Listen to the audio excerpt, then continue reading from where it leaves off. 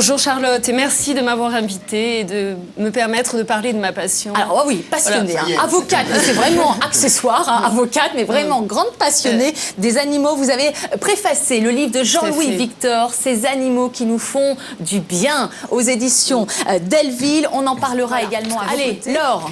Alors, je me lance. Moi, j'ai 7 aristochats, et je dis aristochats parce que ce sont vraiment des chats bourgeois qui vivent à mes côtés au quotidien. Et j'ai 2 chiens, un labrador qui s'appelle Polo et un teckel, Doris, qui consulte avec moi au cabinet, qui est là au quotidien à mes côtés. D'accord, voilà. Fidèle compagnon. Fidèle compagnon. On va dire Laure. On va laisser tomber les titres. Voilà, puisque vous avez préfacé le livre de Jean-Louis Victor, Ces animaux qui nous font du bien. Alors, pour reprendre un passage de votre livre, vous qui êtes vraiment une passionnée, vous dites que vous n'avez jamais trouvé une telle compassion de la part de vos semblables, bref, que les animaux restent toujours les amis les plus fidèles, les plus sincères. Alors j'imagine que certains vont peut-être être surpris de votre engagement. Alors un engagement réaliste ou excessif ? Alors écoutez, étant donné que je plaide cette thèse, je vais vous dire qu'elle est tout à fait réaliste et que je suis convaincue, bien évidemment, par les termes et la thèse que je transmets. Et heureusement, parce que si je n'étais pas convaincue par ce que je transmets, j'aurais du mal sans doute à faire comprendre aux personnes ce que je veux dire.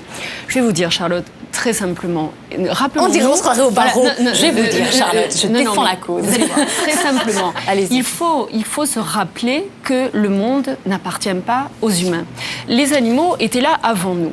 L'animal est passé du statut juridique, j'ose le penser, d'objet, et il est devenu aujourd'hui, en tous les cas, il tente à devenir un sujet de droit. L'animal, vous le savez, a toujours été à nos côtés. C'est grâce aux chevaux de trait que nous avons labouré les champs, que nous avons eu de la nourriture, nous avons mangé nos amis animaux, nous avons travaillé la terre, nous avons pu communiquer, puisque les chevaux de trait étaient les animaux qui apportaient, il y a plusieurs centaines d'années, les lettres dans les autres villages. Grâce aux animaux, grâce aux chevaux, nous avons voyagé, nous avons coupé cet enclavement, en fait, d'un pays, d'une ville à l'autre. Donc l'animal était utilitaire. J'ai envie de parler des oies du Capitole qui ont sauvé Rome de l'invasion barbare. Je crois que c'est important. L'animal, le chien qui va défendre la maison, et cet animal-objet est devenu aujourd'hui, et pour moi c'est complètement évident, un ami, un confident. C'est le plus proche de nos amis. Est-ce qu'on n'a pas tendance, la manière dont vous en parlez, oui. Vous dites que vous n'avez jamais trouvé une telle compassion de la part de vos semblables, est-ce que vous n'avez pas tendance dans ce discours à humaniser l'animal? Est-ce qu'en le domestiquant, on en est arrivé à l'humaniser? Puisque finalement, il suit nos vies humaines. Mais en fait, l'animal fait partie intégrante de notre vie quotidienne. Alors, je ne sais pas si j'humanise mon animal, je ne crois pas, car il faut garder la raison, et l'animal n'est pas un être humain, sauf ensuite à considérer qu'il va falloir faire appel à un psychologue animalier pour rappeler à Médor le chien qu'il n'est pas un être humain, qu'il est un chien. Et que, même s'il ne dort pas dans la niche, du moins, il doit rester au pied du canapé, ou de temps en temps, quand on fait semblant de ne pas voir, on le laisse monter sur le canapé. Je crois qu'il faut garder la raison. Mais on ne peut pas aujourd'hui ne pas dire que l'animal n'a pas de regard. L'animal ne jugera pas un handicapé, ne jugera pas une personne âgée, ne voit pas son maître comme quelqu'un de difforme, comme quelqu'un de veule éventuellement. L'animal ne triche pas, il ne sait pas mentir, il ne sait pas tricher. Et je pense que ce que disait M. Pigani tout à l'heure, sans vouloir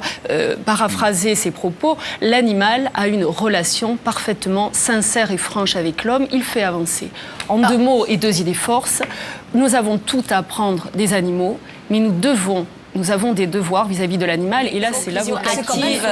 Mais je pense que ça met en exergue en fait le mal-être aujourd'hui dans la communication entre êtres humains, et c'est pas du tout la cause ou les effets d'une théorie quelconque. En tous les cas, ce qui est évident, puisque vous nous avez posé la question tout à l'heure, le choix, qu'est-ce qui peut amener une famille sans enfant ou avec un enfant à faire un choix d'un animal? Moi, en tant qu'avocat de la protection animale, j'ai toujours peur de la réponse, parce que, vous le savez très bien, la SPA a fait une campagne de prévention de la maltraitance animale en disant « Attention, un animal, ce n'est pas un objet ».